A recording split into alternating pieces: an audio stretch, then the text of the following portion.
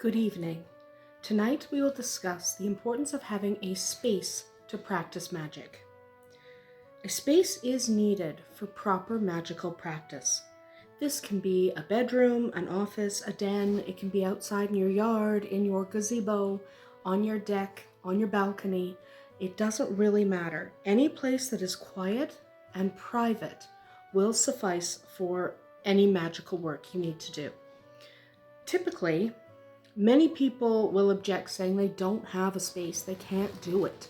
They don't have any spot, they can't manage to set aside any area, but they can. So to truly practice magic, a designated place to do so is absolutely required, but it doesn't have to be fancy, and it doesn't have to be huge. In fact, the best magical spaces fit into your life and into your space. Ideally, we would all have an entire room to devote to practicing magic. I don't have that. I have a space outdoors, but I have children and I have parents and I have friends and I have a hobby farm, so that space isn't always just for magic. It kind of can't be. I mean, half the time there's a horse in that space.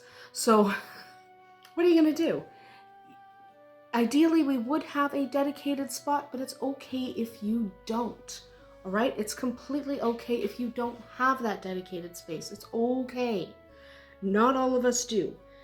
So ideally, yes, we would have an entire room or an entire clearing or something to devote to the practice of magic. But a corner in the living room or a corner in your bedroom also works. And that is what most of us end up doing.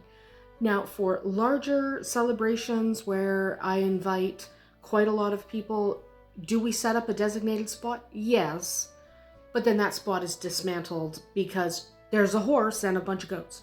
So can't leave it up. The goat will eat it.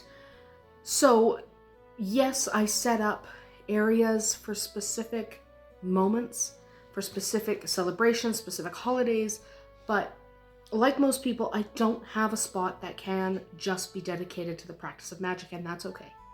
Okay? That is okay. You don't have to have an entire room or an entire clearing or an entire anything. Corner of your bedroom works just fine.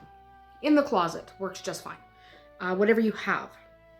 Maybe the corner of a garage can be cleared, or an area outside can be screened off or fenced off somehow made private and utilized basically as your temple.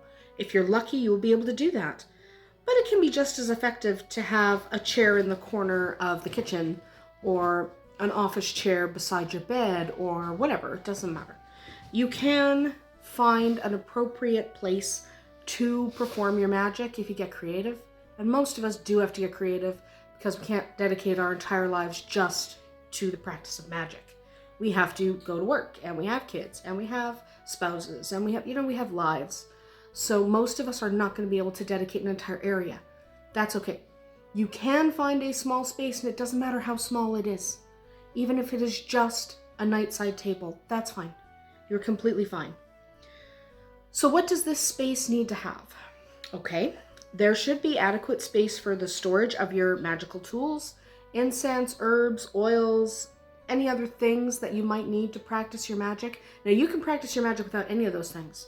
So if you want to practice with no tools at all, then you don't need storage for them. So magic is adaptable to your situation. If you are not going to be able to practice magic with a bunch of tools, then you don't need storage for those tools because you're not using them. And that's completely fine. So if you do need a little bit of storage, think about not just a bunch of shelves, though you can use shelves. Think about chests, storage bags hung on the wall. When I was young and was practicing, I would put little tacks on the inside of my closet and hang my storage bags from them. And then eventually my mom got me a bunch of hooks, which worked even better. I was young. I wasn't shopping for myself yet. So you can adapt what you have. You don't need to be like, well, I can't practice magic because I don't have a spare bedroom. That's okay. You don't need to have a spare bedroom. Don't worry about it. There's no firm rule concerning the storage of your magical items.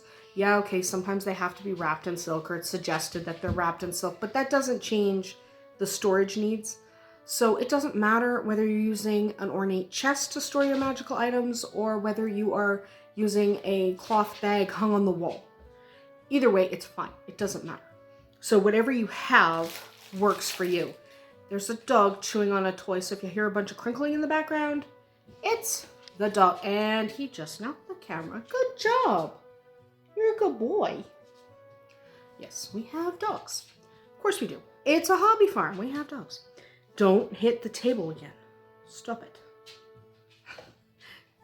Doesn't listen. Doesn't listen, but don't worry about that. So if there really is no space, indoors or out, that will work for you, consider finding a spot at a local park that is secluded. A lot of us haven't really explored our local parks and forests very much. I have now, but I hadn't for a long time.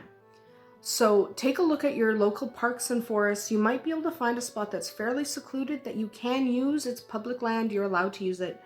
So try that out. Don't try using people's private property because that's not nice. And you could get in trouble for trespassing, so don't do that.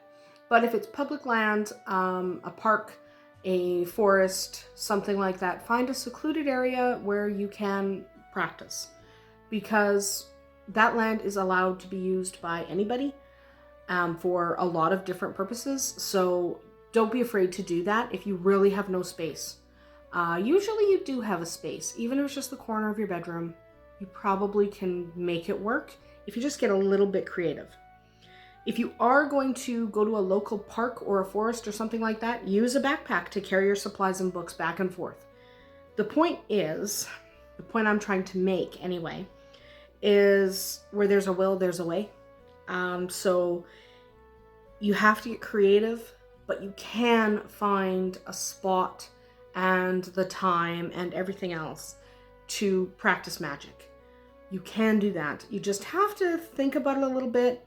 And sometimes you have to get very creative, like I did when I was young, because, 4 kids in my family. We had a lot of kids. 4 kids in my family, multiple cousins over all the time. I had to find a space and I had to get kind of creative about it. So I was using the inside of my closet for storage, and I was using the corner of my bedroom for my practice. I would just clear that area and keep my stuff there. And that worked very well for me for a long time. I'm sure you can find a solution that works for you. Think about your situation, get creative, and don't be afraid to take it outdoors if you have to. If you live where I live, it's 40 below right now, so I kind of don't want to go outdoors, but I have to because we have a hobby farm. But outdoors doesn't work for everyone, even though it is kind of ideal. I mean, you'll hear a lot of people say Wicca is a natural practice. It's a nature religion. You should practice it out of doors. Ideally, yes. But if you live where I live, that's not always practical. Anyway, get creative, find a space that is just for you and that will work for your magical practice, and you will be able to get started in no time. Thanks for watching. Tune in next time when we start to discuss having a purpose for your magical practice. Blessed be.